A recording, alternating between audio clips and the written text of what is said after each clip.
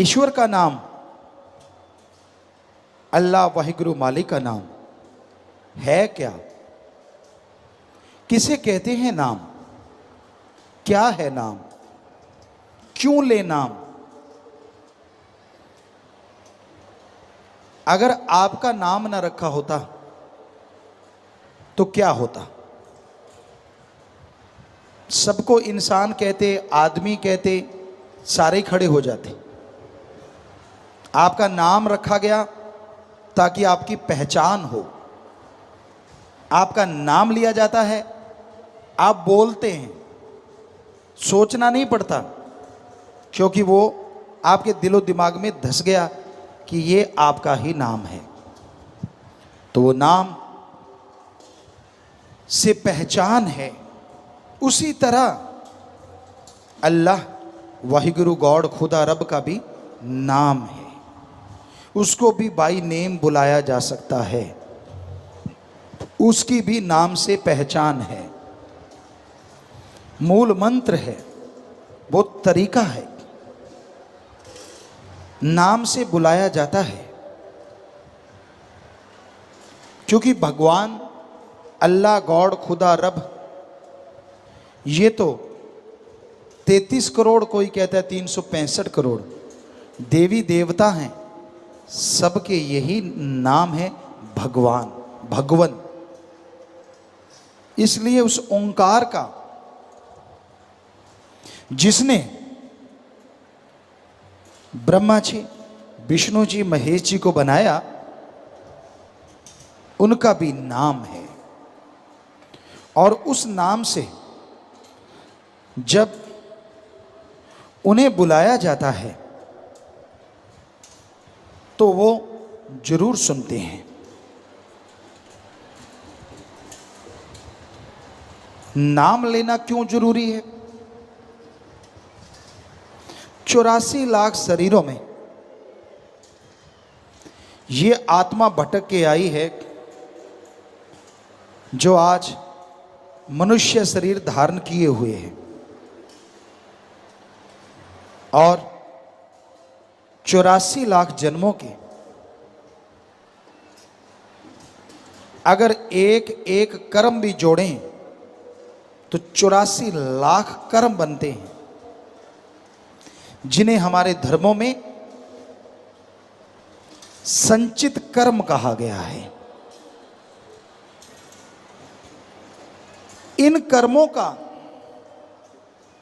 लेखा जोखा इंसान को देना पड़ता है, जीते जी। उदाहरण के तौर पे, आप मेहनत करते हैं, इस जन्म में कोई बुरा कर्म भी नहीं किया, खूब मेहनत करते हैं, फिर भी आप सक्सेस नहीं होते, फिर भी आप सफल नहीं होते। इसकी मेन मुख्य वजह है संचित कर्मों का चक्कर। जन्मों जन्मों के पाप कर्म जो आदमी से जुड़ गए हैं, आपके आड़े आते हैं, आपके रास्ते में आते हैं, जिसकी वजह से बहुत मेहनत करने के बावजूद आपको फल बहुत कम मिलता है। आप तंदुरुस्त हैं, सही सलामत हैं, अचानक से बीमार हो जाते हैं, बहुत बुरा हश्र होता है। ये भी संचित कर्म। तो इनसे बचाव एकमात्र तरीके से होता है, और वो है प्रभु का, अल्लाह का, वाहिगुरु का पवित्र नाम। उसका नाम लेके पुकारेंगे, पहाड़ जैसे कर्मों को वो कंकर में बदल देगा। पहाड़ जैसे कर्मों को वो पल में चकनाचूर कर देगा। यानी आने वाला कोई रोग इतना भयानक हो जिसकी वजह से आप महीनों सालों चारपाई पे पड़े रहें, दुखी होते रहें, हजारों लाखों रुपया भी लग गया, परेशान भी आप बहुत हो रहे हैं, तो कितना अच्छा हो कि आने वाला वो भयानक रोग आने से पहले ही कट जाए। एक तो महीनों सालों बिस्तर पे नहीं लेटना पड़ेगा। शरीर एक बार बीमार होता है ना, तंदुरुस्त होने में बहुत टाइम लगता है। दूसरा, लाखों हजारों रुपए जो खर्चा होना था वो भी बच गया। क्या इससे लाभदायक कोई सौदा और हो सकता है? इसलिए मालिक का नाम लेना चाहिए। नाम लेने पे कोई दाम नहीं लगते। बिना दाम के प्रभु का नाम, ईश्वर का नाम मिलता है। जो सच्चे दिल से उस परम पिता परमात्मा का, अल्लाह गॉड खुदा राम का नाम जपते हैं, अभ्यास करते रहते हैं, आने वाला जीवन सुखमय हो जाता है। आने वाले जीवन में तंदुरुस्ती बनी रहती है। दुख में सुमरन सब करें और सुख में करे न कोय, जो सुख में सुमरन करे तो दुख काहे को होए। जब दुख आता है, गम चिंता परेशानियां आती हैं, सब लोग सुमरन करते हैं, सब लोग भक्ति करते हैं, और सुख में भगवान को याद नहीं करते। कहते हैं भगवान हमें याद ही नहीं। तो आने वाले कर्म कटेंगे कैसे? क्या आप दुख को उड़ीकते हैं? इनडायरेक्ट, अप्रत्यक्ष आप दुख को ही उड़ीकते हैं कि जब दुख आएगा तब मैं सुमरन करूंगा। क्यों आए दुख? क्यों नहीं सुख में सुमरन करते? जब घर में सुख शांति है, उसमें सुमरन कीजिए, उसमें भक्ति कीजिए। आपके आने वाले दुख कट जाएंगे और सुख में किया गया सुमरन फलता फूलता भी बहुत ज्यादा है। जब आप सुखी होते हैं, जब आप खुश होते हैं, तभी अच्छे गीत गाते हैं, वरना तो गम भरे गीत ही ज्यादा अच्छे लगते हैं। जब आपका मूड ठीक होता है, तभी पांव थिरकते हैं, वरना चारपाई से उठने को दिल नहीं करता। इसलिए सुख में जब राम, अल्लाह, वाहिगुरु गॉड का नाम लोगे तो ज्यादा रुचि से लोगे, पांव थिरकेंगे उसकी याद में, और वो सारी जिंदगी आपके लिए सुखमय हो जाएगी। अच्छे मूड में अच्छा काम करो, ना कि बुरा कर्म करो। संत भक्त, सावन भादों का जो महीना चल रहा है, इसमें उमंग तरंग शरीरों में बड़ी उठती है। कहते हैं खून में बदलाव, यानी गर्मी से एक मौसम एकदम से सुहावना, बड़ा ही बॉडी को फील होता है, चाहे डॉक्टरी हिसाब से देखो। तो उसमें फिर वो अपने भगवान सतगुरु अल्लाह वाहिगुरु मौला को याद करते हैं। अगर वो दर्शन नहीं देता तो वैराग्य में तड़पते हैं। इस मौसम में तड़पना भी एक अलग तरह की तड़प बन जाती है, जिससे मालिक जल्दी दर्शन देने लगते हैं। मौसम बहार, दुनियादारी लोग दुनियादारी में मस्त पागल हो जाते हैं, और मालिक के यार मालिक में पागल हो जाते हैं, बात को पा जाते हैं। इसलिए मौसम कोई भी हो, गर्मी, सर्दी, बहार, लगातार किया गया सुमरन, लगातार की गई भलाई, लगातार की गई परहित सेवा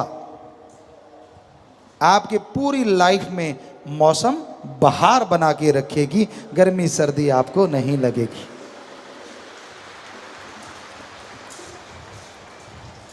सुमरन में बेइंतहा आनंद है, सुमरन में बेइंतहा लज्जतें हैं, पर मिलती उसी को हैं जो इसके लिए तड़पता है। एक सच्ची तड़प बनाइए, एक सच्ची भावना बनाइए। कौन सी भावना? कैसी भावना? जैसे आपका बेटा है, बेटी है, आप उससे बहुत बहुत प्यार करते हैं, बहुत मोहब्बत करते हैं। मालिक ना करे कहीं वो बीमार हो, आपसे कहीं दूर हो, एक्सीडेंट वगैरह हो जाए, मालिक ना करे ऐसा हो। पर अगर ऐसा होता है तो आप तड़प जाते हैं।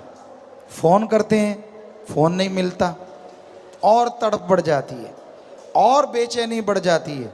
अखबारों में, खबरों में, टीवी में आप सुनते हैं एक्सीडेंट हुआ, उसमें ये हुआ, वो हुआ। बेअख्तियार आपकी आंखों से आंसू निकल आते हैं, आप रोते हैं। क्यों?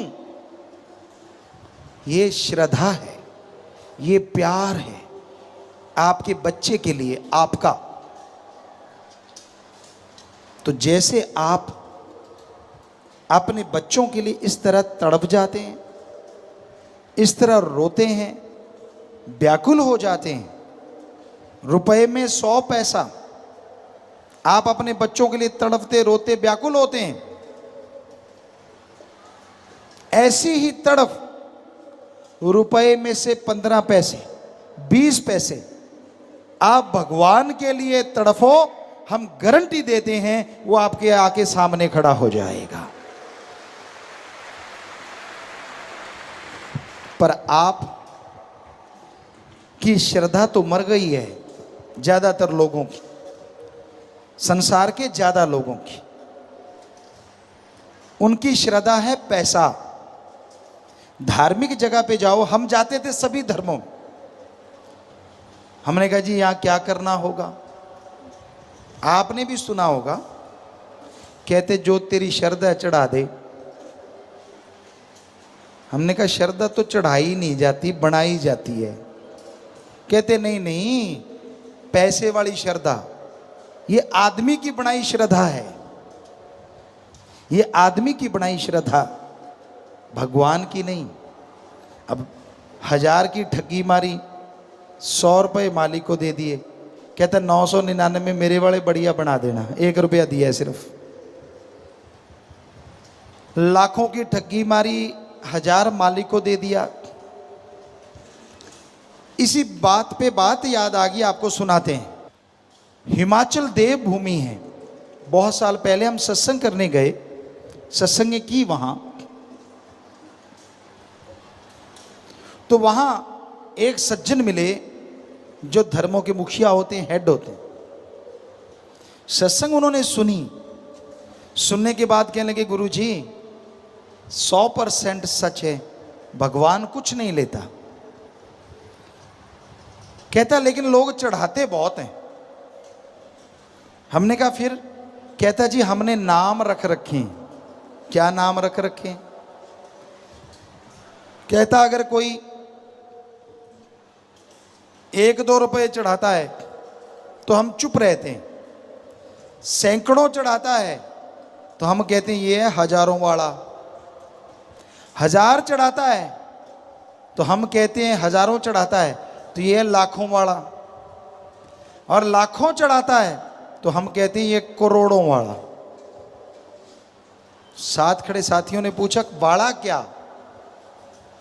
कहता अगर कोई 100 चढ़ाता है, सैकड़ों, तो हम कहते हैं ये हजारों वाला ठग है, हजारों की ठगी मारी होगी तो 100 चढ़ाने आया है। 1000 चढ़ाता है तो हम कहते हैं ये लाख वाला है, हजारों चढ़ाता है ये लाखों वाला ठग है। और लाखों चढ़ाता है तो ये करोड़ों वाला ठग है। इसमें झूठ थोड़ा ही ना है।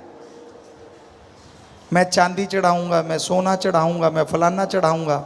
क्यों? कहता मैं तुझे 25 के लड्डू खिलाऊंगा, तू मेरा लाखों का फायदा कर दे। पिद्दा सा इंसान भगवान को बुद्धू बनाने चला है। अरे जो तेरे को लाखों का फायदा करेगा उसमें से 25 के लड्डू नहीं खा सकता वो। लोगन राम खिलौना जाना, खिलौना समझ रखा है, छोटा बच्चा समझ रखा है। बच्चा काम ना करे ना गांव में, बुजुर्ग कहते आजा बेटा तुझे गुड़ खिलाऊंगा, बच्चा भाग के काम कर देता था। शहरों में चॉकलेट दूंगा, आज की भाषा में आजा तुझे चॉकलेट दूंगा, बिस्किट दूंगा, टॉफी दूंगा, बच्चे काम कर देते हैं। तो क्या आप भगवान को बच्चा नहीं समझ रखा? भगवान आजा तुझे हलवा खिलाऊंगा, तुझे लड्डू खिलाऊंगा, तुझे जलेबियां, तुझे नारियल, तुझे चावल। अरे अरे अरे, सारी नियामतें उसी की दी हुई हैं, तू क्या उसको खिलाएगा? वो तुझे खिला रहा है। तो लोगन राम खिलौना जाना, बच्चा समझ रखा है उसे। हर कोई बुद्धू बनाने पे उतारू है। ये भगवान का क्या है, उसको तो मूर्ख बनाया जा सकता है। ये भूल जाते हैं वो सबका बाप है, सबको बनाने वाला है। एडा भोला खसम नहीं जेड़ा मकर चलित्र ना जाने।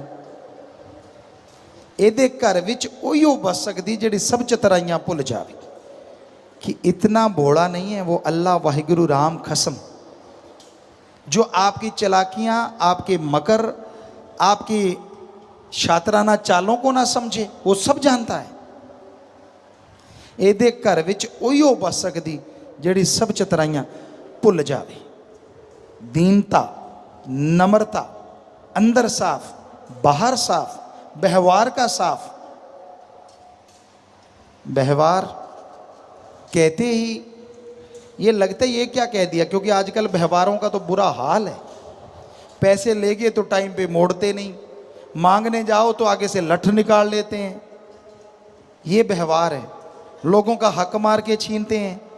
छोटी सी डौल के लिए जमींदारों के बट होती है सांझी, धक्के से 2 फुट उधर धकेल देते हैं, वो दूसरे वाला 3 फुट उधर धकेल देता है। दानों फसल जो है उसकी तरफ ध्यान नहीं देते, वो डौल को ही धकने में लगे रहते हैं। और एक दिन उस छोटी सी डौल के लिए झगड़ा होता है, मारकूट, यहाँ तक कि एक दूसरे को मार देते हैं। वो डौल वहीं की वहीं रह जाती है। एक खत्म हो गया, एक जेल में चक्की पीसता है, बर्बाद हो जाते हैं। तो व्यवहार के सच्चे बनो। आप सत्संगियों, मालिक से प्यार करने वालों, ऐसा व्यवहार होना चाहिए। आप किसी से उधार लेते हो पैसे, आप 6 महीने में वापस कर सकते हो, टाइम 8 महीने का ले लो कि भाई साहब मैं तो 8 महीने में आपके वापस कर दूंगा। मजा तब है 8 की जगह 6 या 7 महीने में उसके घर में वापस दे आओ कि ले भाई तेरे पैसे, मजा आ जाए। यह है सच्चा व्यवहार।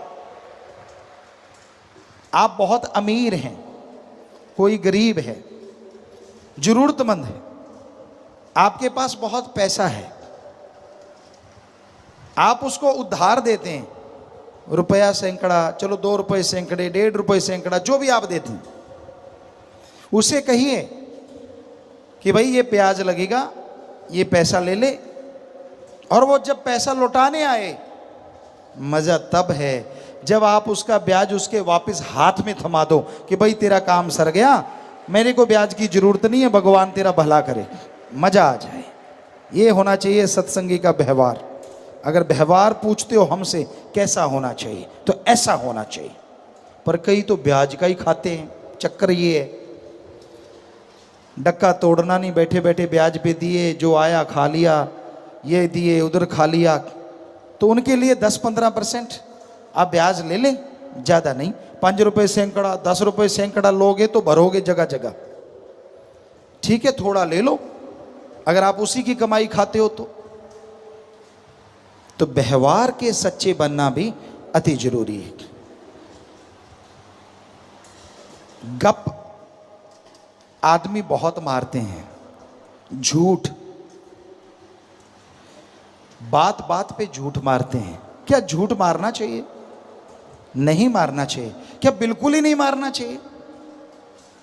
कई झूठ ऐसे होते हैं जो सच से हजारों गुना आगे होते हैं। कैसे? उदाहरण के तौर पे एक मिर्ग है जो हमने खुद देखा, उसके पीछे शिकारी है और वो मिर्ग, वो हिरन भाग के आपके खेत में धंस जाता है, छुप जाता है। शिकारी आता है, आपसे पूछता है आपने मिर्ग देखा? अब अगर आप हरिश्चंद्र बनोगे तो यही कहोगे कि भाई यहां है और वो बैठा छुपा, तो शिकारी उसको मार देगा। आपके सच ने जीव हत्या करवा दी। पर उस टाइम अगर आप कह दोगे मैंने नहीं देखा, यहां नहीं आया, शिकारी चला जाएगा। एक जीव की आपने जान बचा दी, और जीव की जान बचाने से बड़ा पुण्य कोई नहीं होता। तो ये कलयुग है, यहां झूठ भी सच से कई गुना आगे बढ़ जाता है। पर मौके मौके की बात है, बिना वजह ही झूठ छोड़ते रहना वो 100% गलत है। किसी की जान बचाने का पुण्य होता है।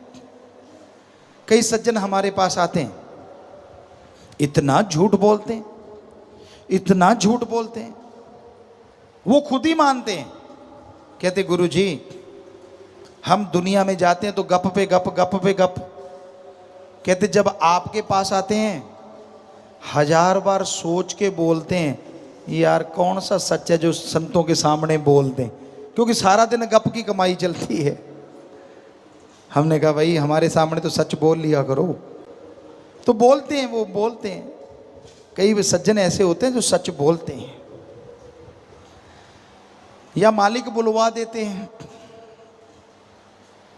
तो भाई बात वहीं पे लेके आते हैं, नाम जपा करो, तभी व्यवहार के सच्चे बनोगे, तभी आत्मिक शक्ति आएगी, और उसी आत्म बल के सहारे आप सुख में जीवन बिता पाओगे।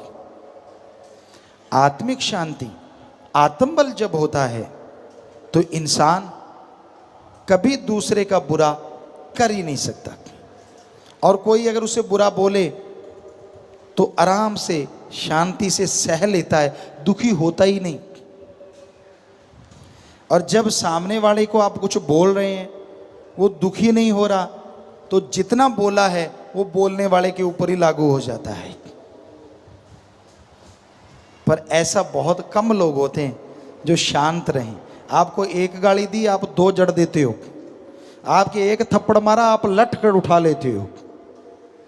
तो कहाँ से भगवान न्याय करेंगे और कहाँ से भगवान कुछ खुशी देंगे? तो शांत में जीवन जीने का अलग ही मजा है, अलग ही आनंद है।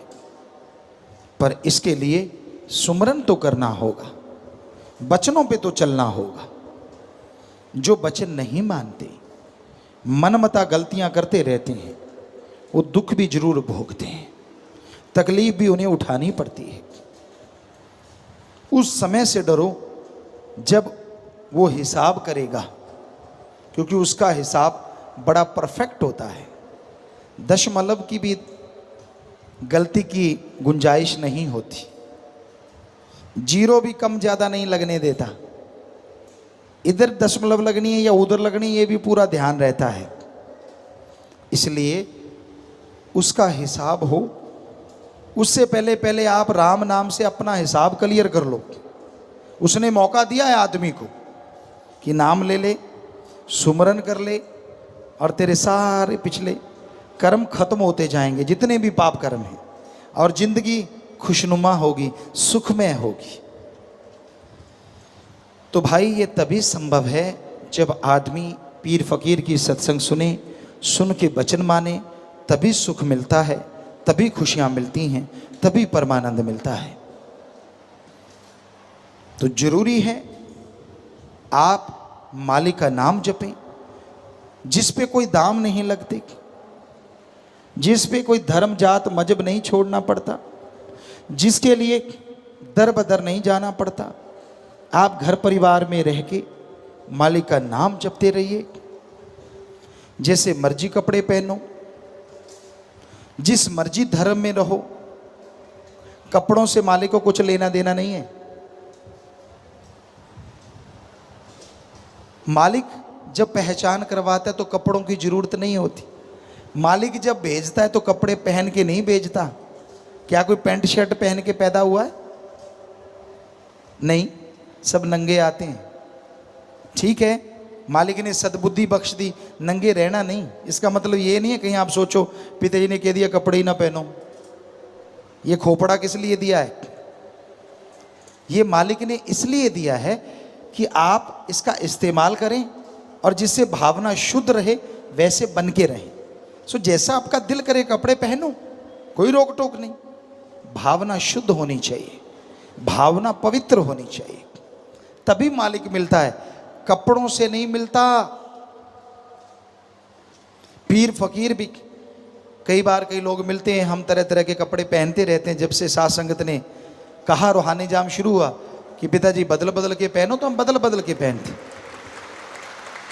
खास करके नई जगहों पे जाते हैं और हैरानी ये होती है, कईयों के दिल में होता है कि पिताजी ने सफ़ेद कपड़े नहीं पहने, कहीं पैंट शर्ट पहन रखी है, कहीं कैपरी है, कहीं 3/4 है, कहीं कुछ है, कहीं कुछ है, स्लीवलेस है, कहीं बाजू वाला, कभी कुछ कभी कुछ। कि अब नाम कौन लेगा? और बिना सत्संग बिना समझाए सैकड़ों लोग बैठ के नाम ले जाते हैं, क्योंकि फ़कीरों को कपड़ों से कोई लेना देना नहीं होता।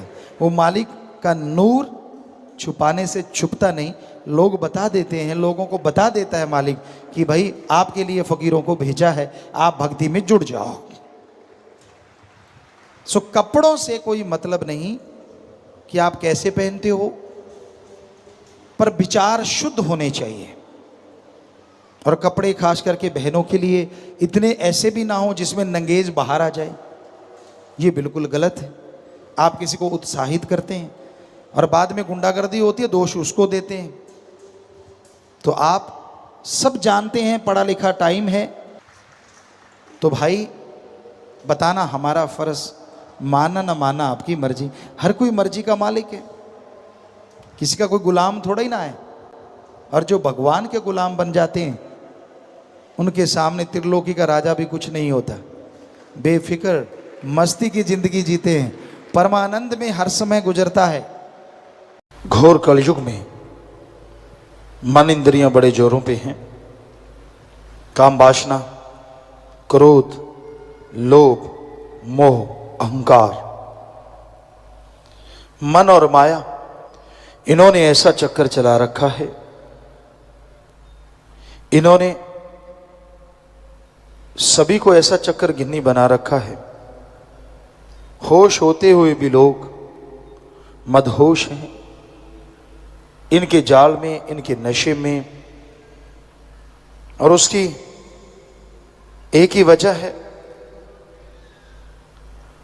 राम, अल्लाह, वाहिगुरु, गॉड, खुदा, रब के नाम से लोग दूर होते जा रहे हैं। जब जरूरत पड़ती है, जब कोई काम लेना होता है, तो हर कोई परमपिता परमात्मा को याद करता है, आगे पीछे याद नहीं करते। और वही समय होता है जब काम वासना, क्रोध, लोभ, मोह, अहंकार, मन माया इंसान को घेर लेते हैं।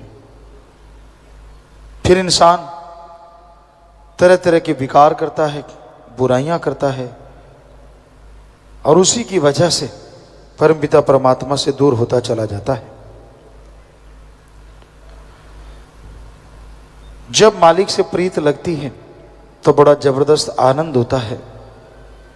शुरू हुई हुई प्रीत, नाम लिया लिया होता है, सुमरन करता है, प्रीत में मजा आने लगता है। लेकिन धीरे धीरे धीरे धीरे मन अपने दांव चलाने शुरू करता है और फिर बहुत सारे लोगों को गुमराह कर देता है।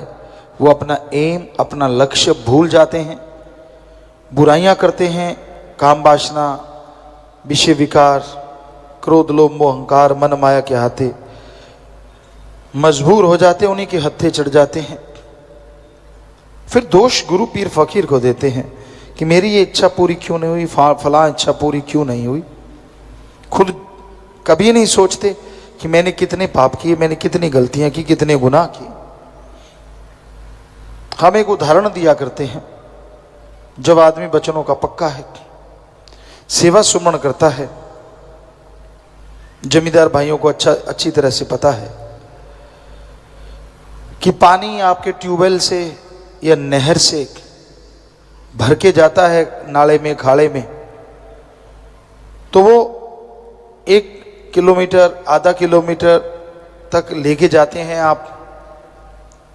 पानी खेत में लगने लगता है, अभी लगने ही लगता है कि अचानक या नहर का मोगा है, यहाँ शुरुआत है, नहर से पानी आ रहा है, वहां से वो खाड़ा, वो नाला टूट जाता है। तो खेत में जो पानी थोड़ा सा लगा ही था वो भी बैक शुरू हो जाता है, कोई उसका फायदा नहीं होता। और आदमी दौड़ता है, 1 किलोमीटर चल के आया, उसको बांधने में समय लगता है, फिर से वो खाड़ा नाला भरता है, फिर जाके खेत में पानी लगने लगता है। तो इस तरह कई बार देखा हमने जमींदारों के, घंटा 2 घंटे यूं ही बर्बाद हो जाते हैं। तो वो तो घंटा 2 घंटा है। जब आप वचन तोड़ देते हैं, उस समय लगता होता है कि आप अपनी पदवी को हासिल करेंगे, जो पीर फकीर ने वचन किए हैं या आपने करवाए हैं। ऐसा लगता होता है कि अब तो बस आप पहुंचने वाले हैं। आपका मन अहंकारी इतना आपके ऊपर हावी होता है, आप वचनों में गलती करते हैं, फिर वो खाड़ा नाला पीछे से टूट जाता है और जो रहमत बरसने वाली थी वो सारी वापस चली जाती है। एक और उदाहरण दिया करते हैं कि एक जमींदार था, सीधा सादा।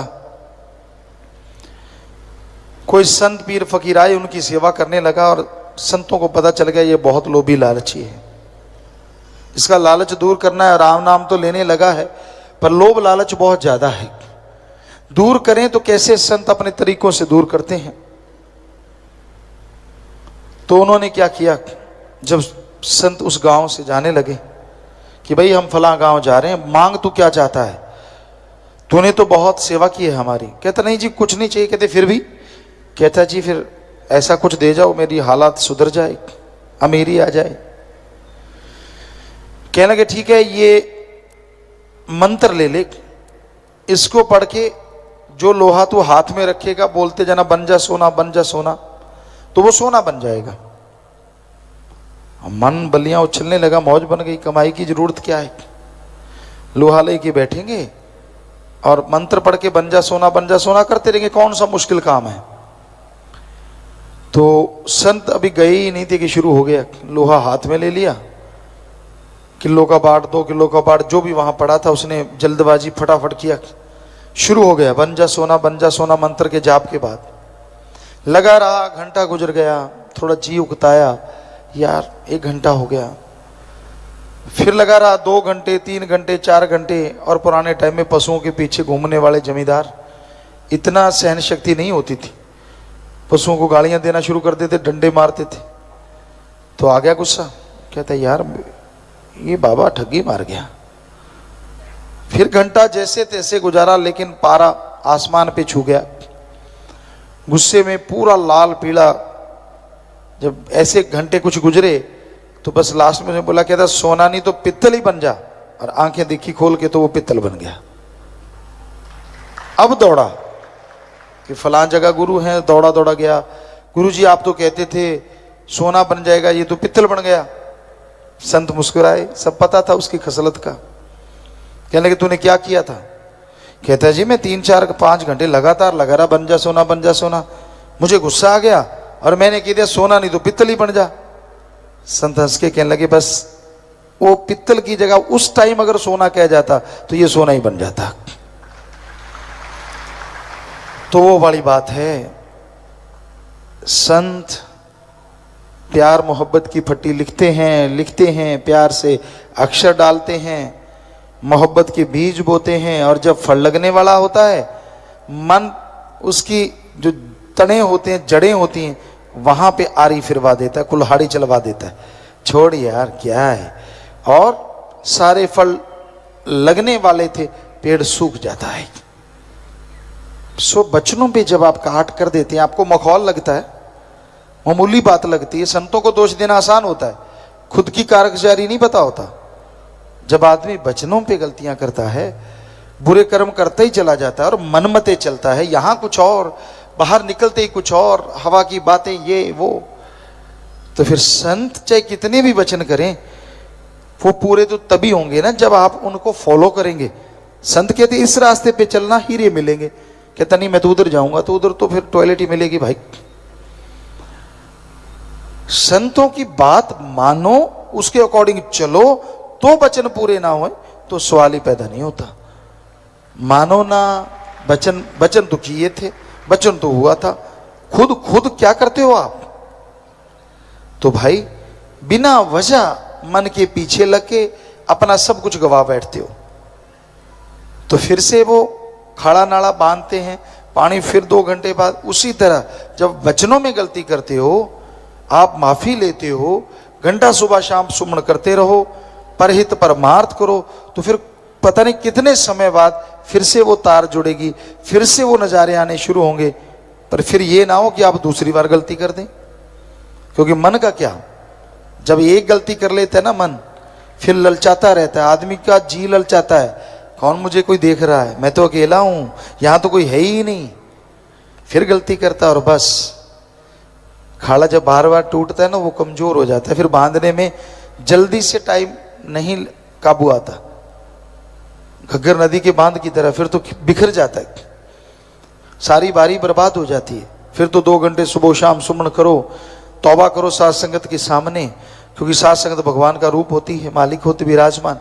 फिर माफी मिलती है, फिर पता नहीं कितना समय गुजरने के बाद नुकसान होना तो बंद हो जाता है माफी के साथ ही, लेकिन नई खुशियां आने में फिर देर लगती है। हाँ, 2 घंटे सुबह शाम 2 महीने सुमन कर लो तो हो सकता है खुशियां फिर से जल्दी आ जाएं, लेकिन इसका मतलब ये नहीं है कि आप फिर गलती कर लें, क्योंकि जितनी गलतियां करते जाओगे उतनी ही मालिक से दूरी बढ़ती जाएगी, उतनी ही खुशियों में कमियां आती जाएंगी।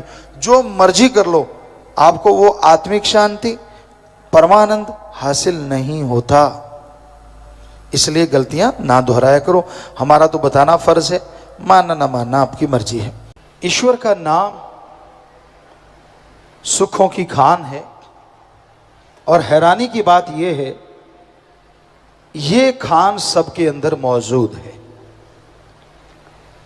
पता चलता है कि हीरे जवाहरात फलां जगह से मिलते हैं, फलां जगह से सोना चांदी मिलता है, फलां जगह पे पन्ना मोती मिलते हैं। लोग उस तरफ दौड़े चले जाते हैं। वो जगह की सुरक्षा तक करनी पड़ती है, लेकिन आपके अंदर एक ऐसी खान है जो हीरे लाल जवाहरात से भी अरबों खरबों गुना बेशकीमती है। यह कहना पड़ता, वैसे तो अंदर की खान और बाहर की खान की कोई तुलना ही नहीं।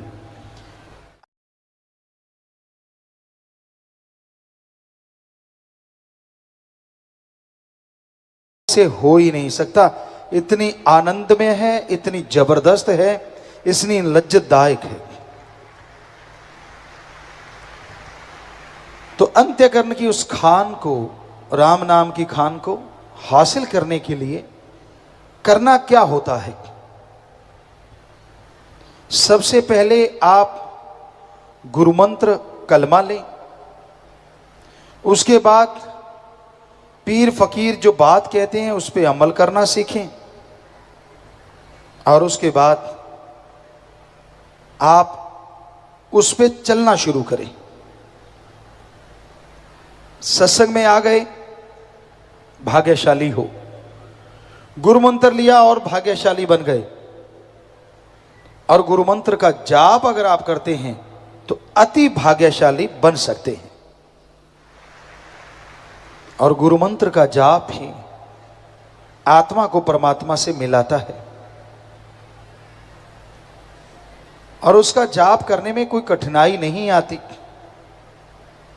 आप जैसे कपड़े पहनते हो, परिवार में रहते हो, जो काम धंधा करते हो करते रहो, रहते रहो। बस अपने विचारों से, भावना से आपने उन शब्दों का अभ्यास करना है, नाम का जाप करना है। और जैसे जैसे आप जाप करते जाएंगे वैसे वैसे उस मालिक की दया में रहमत, उसकी कृपा दृष्टि आप पे बरसती जाएगी और आप उसकी दया में रहमत के काबिल बनते जाएंगे।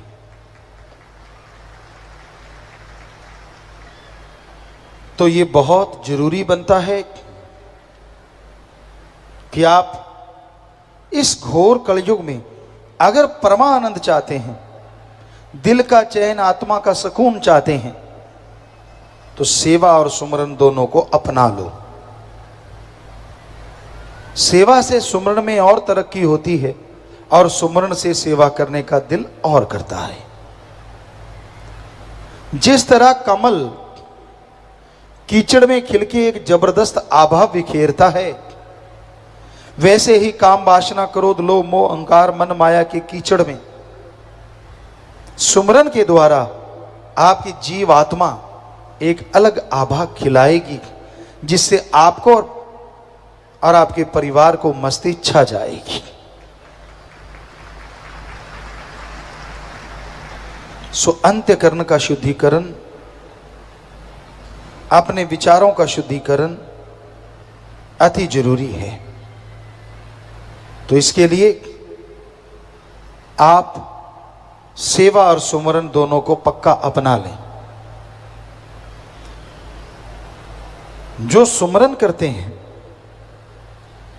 बात बात पे भड़का नहीं करते, जो सुमरन करते हैं बात बात पे लोभ लालच में पड़ा नहीं करते, जो सुमरन करते हैं मोह ममता में रोया नहीं करते, सुमरन करते हैं विषय विकारों में खोया नहीं करते, सुमरन करते हैं उनका चेहरे पे अलग नूर होता है और अंदर एक सरूर होता है। उनको देख के खुशी आती है, पर वो अपनी मान बढ़ाई के चक्कर चलाया नहीं करते। जिन्हें गैवी खजाना मिल जाता है वो चुपचाप जितना रहते हैं हजम करते चले जाते हैं अंदर की खुशियों को। उनकी अंदर की खुशियां दिन दुगनी रात चौगनी उतनी ही बढ़ती चली जाती हैं, बढ़ती चली जाती हैं। इसलिए अपने इन तमाम खुशियों को कभी भी कम ना होने दें। ये खुशियां बाजार में नहीं मिलती, ये सुख आनंद की प्राप्ति किसी भी चीज से हासिल नहीं होती। इसलिए आप लोगों से गुजारिश, इस घोर कलयुग में सुमन का पल्ला कभी ना छोड़ें। मालिक का नाम सुखों की खान, मालिक का नाम इंसान को हर मुसीबत से निकाल लेता है। सच्चे सतगुरु का जो हो जाता है, सतगुरु अल्लाह वाहिगुरु राम से प्रार्थना करते हैं और सतगुरु के द्वारा वो आदमी मालिक का हो जाता है। और जिसका मालिक अल्लाह वाहिगुरु राम हो, उसे किस चीज का भय चिंता होती है? वो भय मुक्त होता है, चिंता मुक्त होता है। सो ओम कहो, अल्लाह कहो, वाहिगुरु कहो, गॉड कहो, वो आप सबके अंदर रहता है। उसे अंदर से हासिल करने के लिए विचारों को काबू करना जरूरी है। विचार बेलगाम घोड़े की तरह दौड़ते रहते हैं, दौड़ते रहते हैं। हम आपसे ये नहीं कहते कि विचार चले ना, विचार शून्य तो दिमाग कभी हो ही नहीं सकता। पर विचार अगर बुरे चलते हैं तो आपको टेंशन चिंता ज्यादा होती है, और विचार अगर अच्छे चलते हैं तो आप मालिक के नजदीक होते जाते हैं। तो बुरे विचारों को हटाना सेवा और सुमरन के अलावा संभव नहीं। आप सेवा करें, सुमरन करें तो बुरे विचारों से निजात मिल जाती है। इसलिए सेवा सुमरण करते रहो, भक्ति इबादत करते रहो। दुनिया में लोग आपको क्या कहते हैं उस तरफ ध्यान मत दीजिए। आपका एम, लक्ष्य प्रभु की खुशियां हासिल करना, आत्मा को बलवान बनाना है तो उसमें लगे रहिए। सुमरन ही इंसान को शांत बना के रखता है। जो बात बात पे भड़कते हैं, बात बात पे गुस्सा खा जाते हैं, बात बात जिनको समझ नहीं आया करती, वो सुमरन के खोखे हैं। वो सुमरन करते नहीं, दिखावा है। संत पीर फकीर कभी किसी को गलत नहीं कहते। जिसकी जैसी भावना तैसा ही फल दे। राम जो रोके बैठ के सबका मुजरा ले, तो फिर किसी बात की टेंशन किसी को होनी नहीं चाहिए। सुमरन कीजिए। जो आपने सेवा की, तन मन धन से परहित परमार्थ किया, हो ही नहीं सकता कि माल की दरगाह में मंजूर कबूल ना हो। 100% कबूल होता है, 100% मंजूर होता है। सो वचनों पे अमल करने से ही सच्चा सुख मिलता है। संत उस अल्लाह वाहिगुरु राम के वचन सुनाते हैं, और जो कोई मान लेता है वो सुखी रहता है, और जो नहीं मानते आखिर में दुखी परेशान रहते हैं।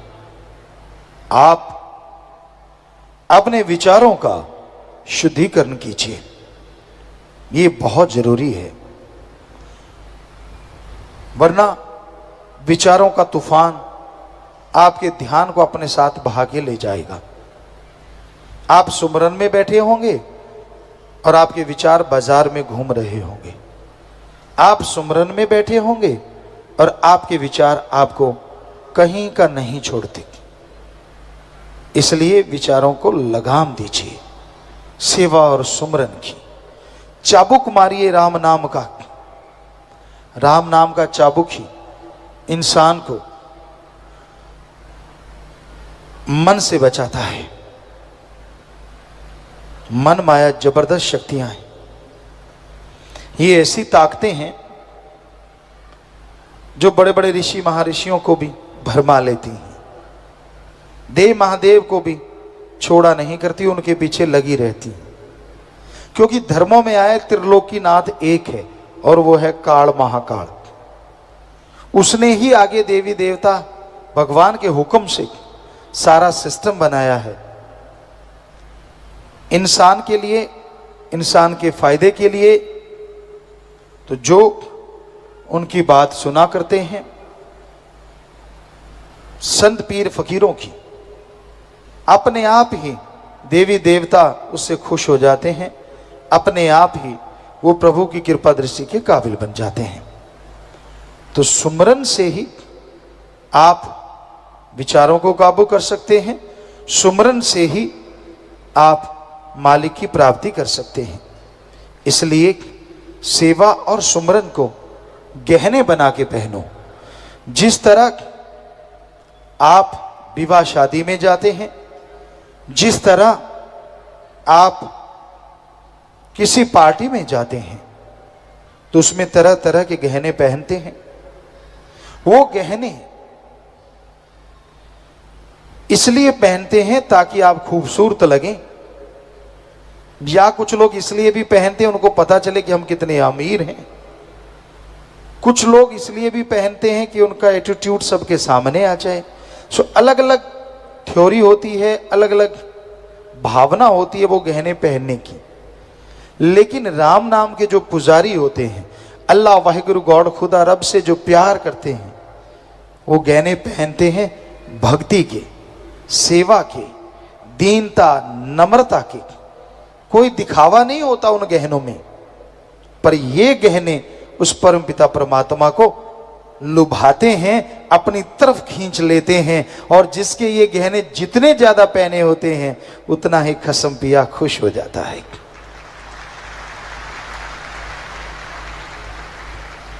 जैसे उदाहरण दिया जाता है,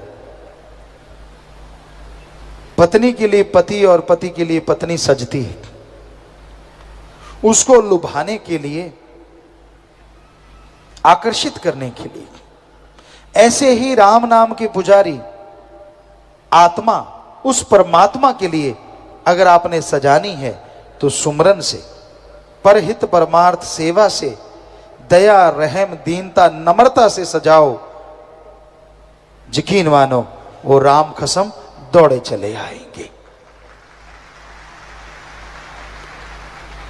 वैराग्य की सेवा सुमन की ऐसी सेज बिछाओ जिस पे राम जल्दी से आके आराम फरमाए और आपके दर्श दीदार होने से जन्मों जन्मों के पाप कर्म खत्म हो जाएं। पर राम नाम के पुजारी इस कलयुग में बहुत बहुत कम है। ज्यादातर लोग किसी न किसी निशाने के उलझे हुए हैं। ज्यादातर लोगों के अंदर कोई ना कोई भावना, कोई ना कोई सोच घर करी की हुई है। उन्होंने अपनी एक इमेज बना रखी है। कितना भी संत समझा लें, कितना भी फकीर बता दें, जो उन्होंने करना है वो करना है, टस से मस होते नहीं। ये अलग बात है जब कर्मों का लेखा जोखा भोगना पड़े तो ऐसे लोग फिर संतों को दोष देते हैं। नहीं, दद्दा दोष ना काहू दीजे, दोष कर्मा अपनिया, जो मैं किया सो मैं पाया, दोष न दीजे अवर्जना। दोष किसी दूसरे को मत दीजिए। अगर आप बबुल का पेड़ बोते हो तो आम नहीं लगेंगे। अगर आप कोयले की खान में जाते हो तो कालिक से नहीं बचोगे। नमक की खान में जाने से हर चीज नमकमय हो जाती है। ये तो आपके ऊपर निर्भर है कि आप कोयले की खान में प्रवेश कर गए या नमक की खान में। और ये भी सच है, चंदन की पेड़ के पास जाने से खुशबू आने लगती है और फूलों के साथ लग जाने से भी खुशबू आने लगती है। तो ये तो आपके ऊपर निर्भर है, क्या आप